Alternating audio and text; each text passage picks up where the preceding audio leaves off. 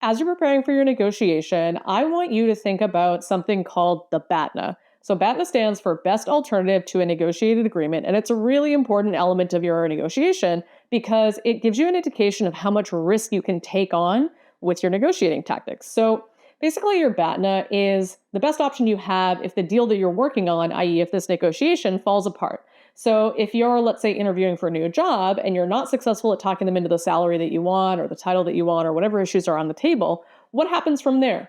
Is your option another job that pays really highly and you'd be totally happy with that? Is this your dream company and you die if you lost the opportunity and they moved on to somebody else? Would you be stuck in purgatory working with your terrible boss who you just can't stand for one day longer? Depending on what the outcome is with all these different BATNAs, you'll be able to take on more risk and push a little harder in your negotiation, or less risk and hold back and be more conservative because you want to make sure you get the deal done more than you want to make sure that the deal is really good.